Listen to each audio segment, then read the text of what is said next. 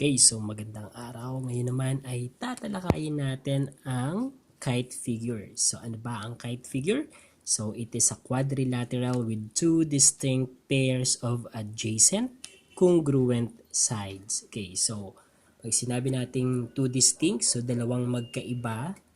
So magkaiba ng pares ng adjacent pero congruent side. So ibig sabihin dito, yung two pairs since quadrilateral to, so yung unang pares magkatabi at congruent sides.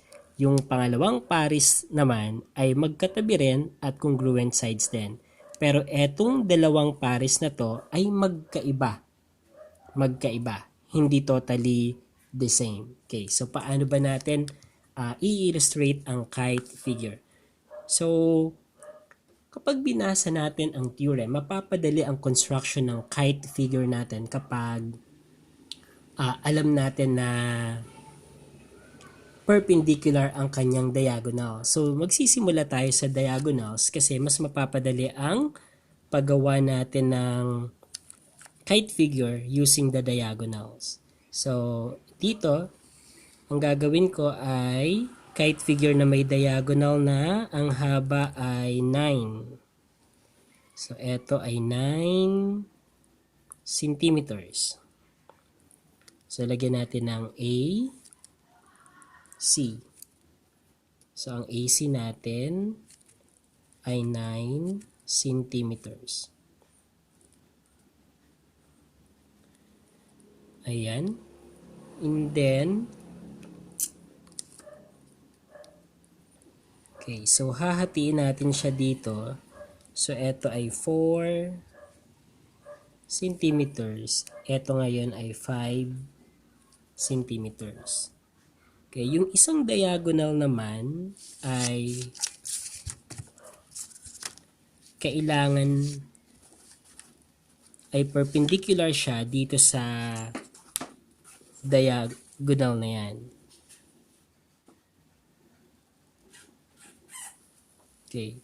So, para maging perpendicular, kailangan natin ito. So, dapat ay 90 degrees. Okay. So, ito yung tanda natin. So, this is 4 centimeters. Ito naman ay 5 centimeters. So, 90 degrees. Ang problem natin ay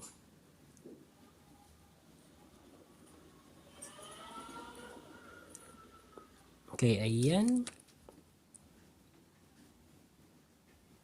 Okay. Kaso dito naman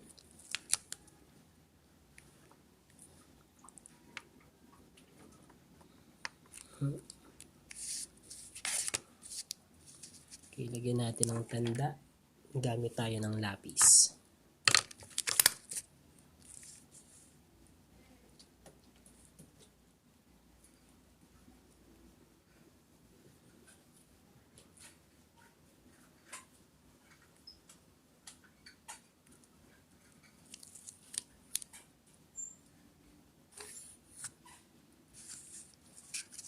Okay, so check na natin kung ito ay perpendicular.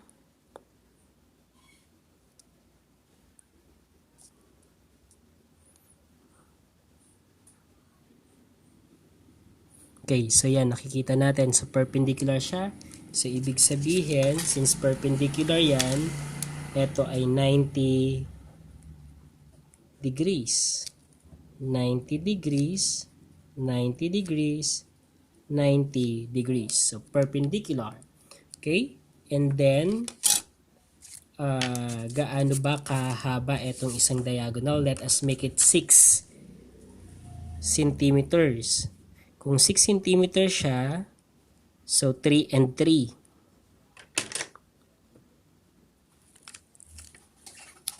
Okay. So hanggang dito. Hanggang dito.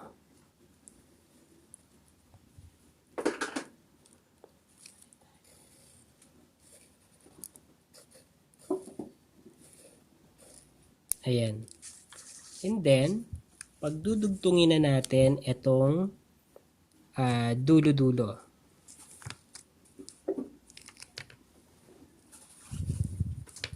Okay. So, ito ay 3 centimeters. Ito ay 3 centimeters. Ayan. And then, sukatin natin to.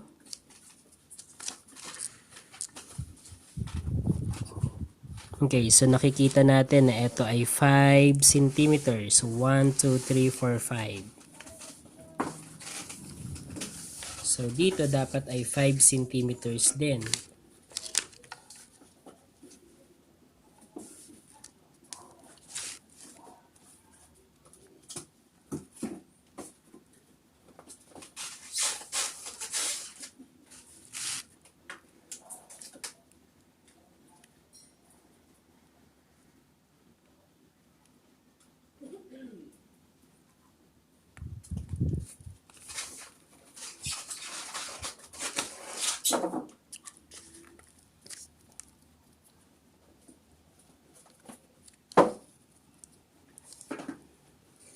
Okay, so 5 centimeters.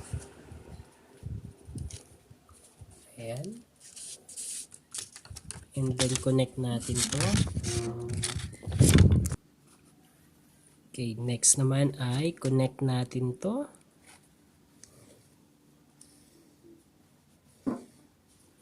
So ito ay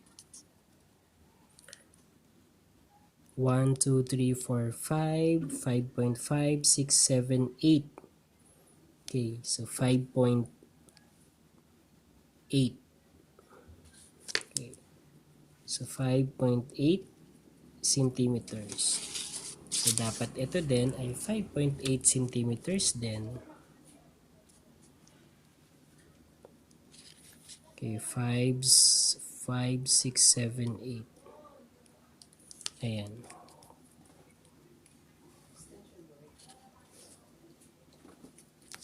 So, ito ay 5.8 centimeters din. Okay. So, gawin natin tong B, gawin natin tong B. Okay, so at this moment we have kite so we have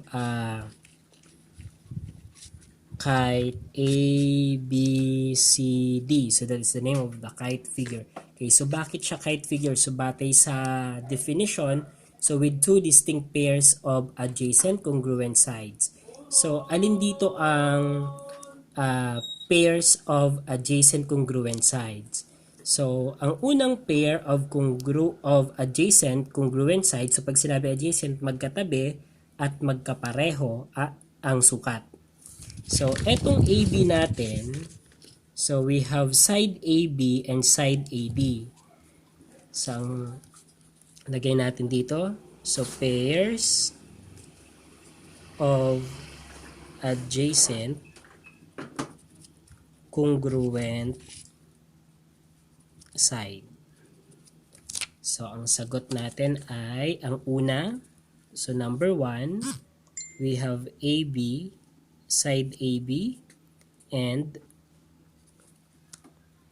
AD. Okay, kung titignan natin, so 5 centimeters, 5 centimeters. Magkapareho ang sukat at magkatabi. Okay, ikalawang pares, we have BC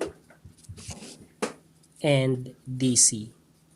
Okay, so so yung BC natin ay 5.8 centimeters, ang DC natin or CD natin ay 5.8 centimeters din. So, ibig sabihin, ito yung pangalawang pares natin na magkatabi at magkapareho ang side. Kaya, ito ay kite figure na matatawag natin. Okay, so sa theorems on kite figure naman natin, so the first theorem na i-discuss ko ay the diagonals of a kite are perpendicular to each other. So kung mapapansin nyo, ito yung ginamit ko kanina para makagawa tayo ng kite. Inuna ko yung diagonals niya, na kung saan yung diagonals ay perpendicular to each other. Para masabi natin perpendicular to each other, so dapat ay nakakreate ng 90 degrees. So yan. Okay, so dito, alin ba dito ang diagonals? So batay dito sa ginawa natin,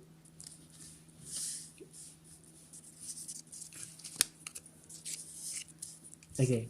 So, batay dyan sa ginawa natin. So, ano-ano yung mga diagonals? So, ang diagonals nito ay, so we have AC. So, diagonal AC and diagonal. So, ito ang AC natin. Ang isa pang diagonal natin ay ang BD or DB. So, yun ang dalawang diagonals natin. So, sila ay perpendicular to each other. Pag sinabi nating perpendicular, so dapat ay makakreate tayo ng 90 degrees or right angle between the two given diagonals. So, eto, so 90, 90, 90, 90. So, perpendicular. So, etong BD ay perpendicular dito. So, that is very important. Kaya, yan. So, yan yung ginamit natin. At kung ito ay, kung titignan natin, so batay sa definition, so etong adjacent side na to ay congruent. So, unang pares ng adjacent side dapat ay congruent. Yung pangalawang adjacent side din ay congruent din. Magkapareho din ang haba at magkatabi dapat. Ayan. So, pero tignan nyo, eto hindi eto hindi, eto hindi. So, eto ay magkasing haba, eto ay magkasing haba din, and then dapat magkatabi sila. Okay, so dito, so by definition of kite, we have that, and then by the first theorem, so the diagonals are perpendicular ay eto. So another for that ay, kung eto ay 90 degrees, so we have a triangle here, a right triangle here. So eto, saka eto, pag inad natin yung angle na yan, so gawin natin na ito ay point E. Okay, so we have angle EAB. So I am referring to this angle. And then we also have angle EBA. I am referring to this angle. Pag inad natin to, that is equal to 90 degrees. Kasi 90, etong dalawang to plus 90 is equal to 180. Kasi batay sa theorem on triangle, kapag inad natin yung tatlong angle ng isang triangle, the sum must be equal to 180 degrees. So, pag inad natin, saan ko na ba siya ilalagay? Okay, dito ko na lang siya ilalagay, ha? Okay. So, pag inad natin si angle E, AB, plus angle EBA, that is equal to 90 degrees. So, eto yan, saka ito. And then, another one, ganun din. Ito, pag inad ko dito, that is also equal to 90 degrees. Kasi 90 plus 90, 180. Ito din. Okay. So, ito, saka ito, ito, saka ito.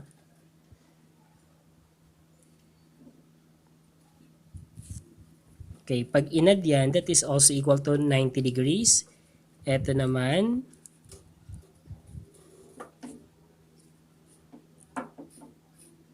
okay. Ito naman, saka ito, pag inad din, that is also equal to 90 degrees. Ano po? So, yan. Okay, gawin ko itong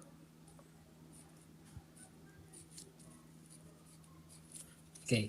And then another one, so dito makikita natin na eto saka eto congruent yan.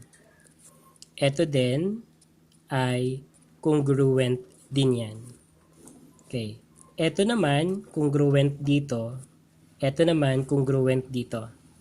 Pero eto saka eto hindi congruent yan. Eto saka eto hindi congruent yan. Eto saka eto hindi congruent. Eto saka eto hindi congruent. Ano po? So we need to be careful of the congruent angles.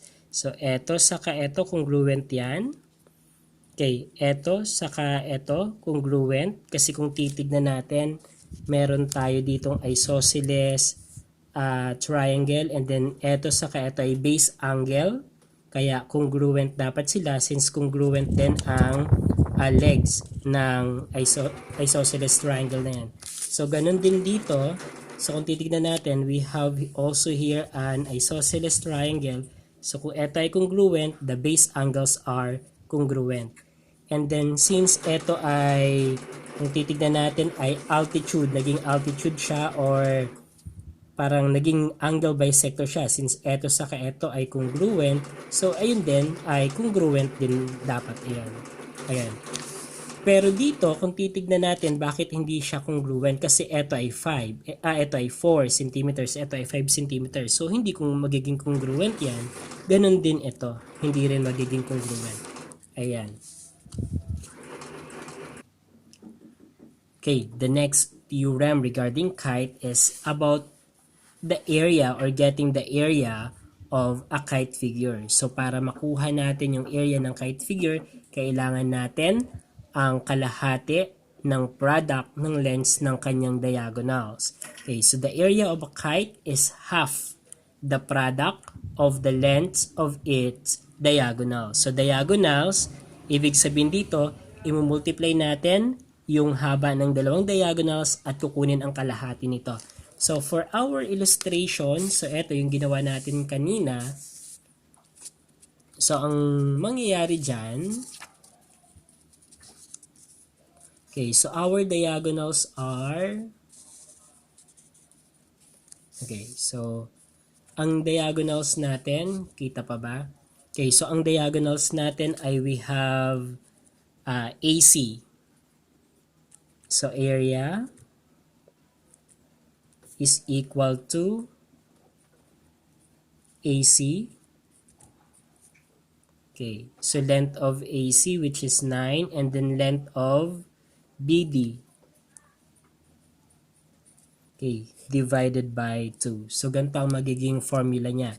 So kung kukunin natin ang area ng kite figure na ginawa natin kanina, so area is equal to ang AC natin ay 4. Kung ito ay 4, ito ay 5. So we have 9. So 9 centimeters. And then, ang BD naman natin, kung ito ay 3, ito ay 3 din. So we have 6 centimeters. Okay, divide by 2. So that is equal to, okay, so 9 times 6, the answer is, okay, so what is the product? 9 times 6, that is 54. Okay, divide by 2. Okay, so 54 divide by 2, that is 27. And then centimeter times centimeter, that is cubic centimeter. So pag area laging may, so square unit siya. Ano po? So 27 square centimeters. Since centimeters ang involved. And then may shortcut dito. Yung shortcut ay 6 divided by 2. That is 3. So 3 times 9, 27. Okay, so we have 27. Okay, so let us answer the questions regarding this kite figure. So, ang unang tanong ay, name the pairs of congruent and adjacent sides. So, alin ba dito ang adjacent congruent side? So, the answer must be, so we have side CB and side BD. So, because of the symbol, it indicates that they have the same length. So, at the same time, they are adjacent. Another pair is we have AC and AD. So, eto din, saka eto ay adjacent siya at magkasing haba ang kanilang length. Okay.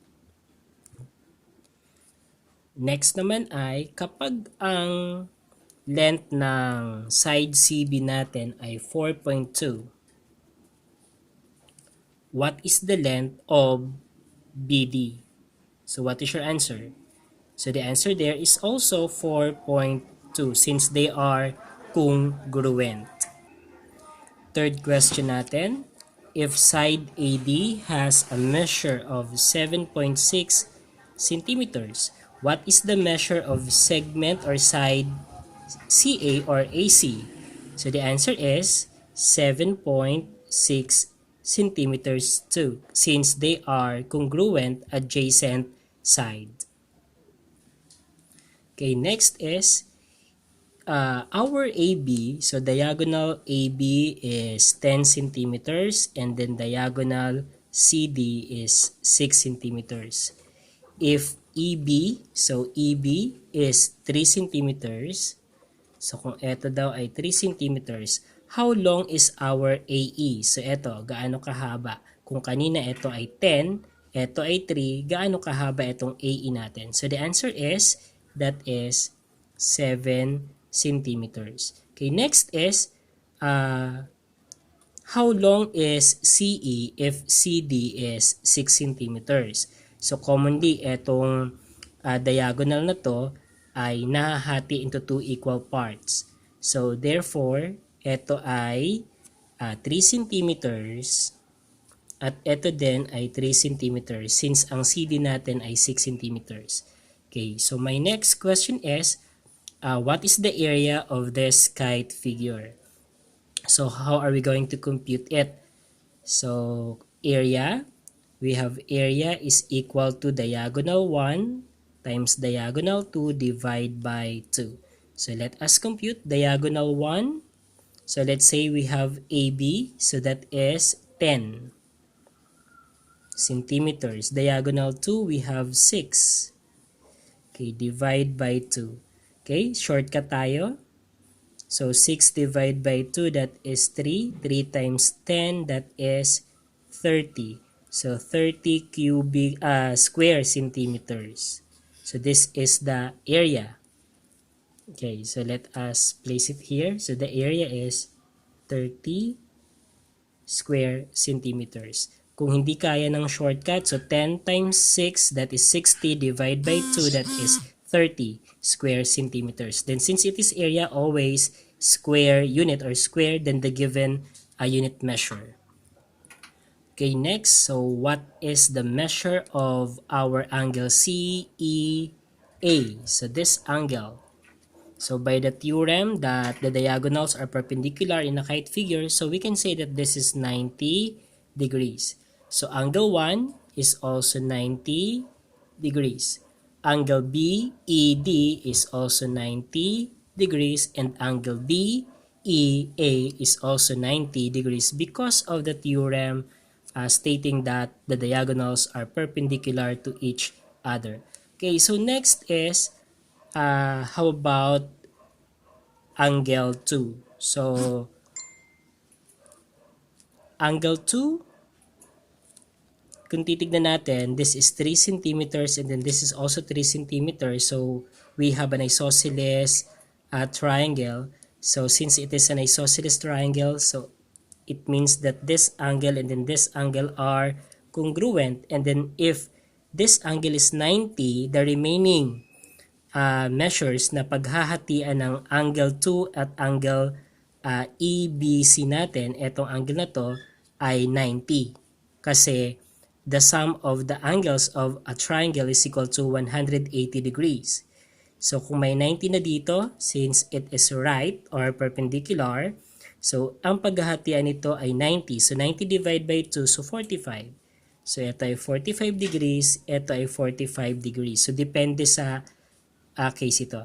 And then ganun din dito, since ito ay 3 centimeters, ito ay 3 centimeters, so ibig sabihin ito ay 45 degrees din, ito ay 45 degrees din. So dyan ay natiyak natin ang sukat. But here, so hindi. Okay, so dito naman, if this is 90, let's say that this is 50 degrees. So sabihin natin na ito ay 50 degrees. So what is the measure of this angle DAE? So if this is 50, what is the measure here? So this is 40 degrees. Kasi 40 plus 50, 90 degrees. 90 plus 90, 180. So nasatisfy natin yung theorem about the sum of the angles of a triangle. Okay, next ay, so if this is 50 degrees, so here, this must be also 50 degrees. So kung 50 degrees to 50 degrees din yan. So therefore, etong angle 5 natin ay 40 degrees din kasi that is equivalent to this. Ayan. Okay, so marami pang pwedeng maging tanong with regards to kite figure. So like for example, what is the measure of angle CAD? So CAD natin, ibig sabihin etong kabuuan. So if this is 40, this is 40, so this is 80. So ang CAD natin ay 80 degrees. Okay, then what about if sinabi na if angle CAD is equal to 100 degrees, what is the measure of angle DAE? So eto, kung 100 degrees itong kabuuan, eto, gaano kalaki? So this is 50 degrees if 100 yung kabuuan. So we will just divide it by 2. So same here. So what is the measure of angle CBD? So kung titignan natin 45, 45, so that is 90 degrees. Okay, next, what is the measure of angle BCA? So eto naman yun, so 50 plus 45, so that is 95. What is the measure of angle ADB? So eto naman yun, so 50 plus 45, that is 95. Ayan. So, ganun lamang, pwedeng paikot-ikutin tayo with regards to the question regarding kite. Pero pag alam natin yung theorem, alam natin yung properties ng kite, pwede nating masagot yung mga tanong regarding kite figure.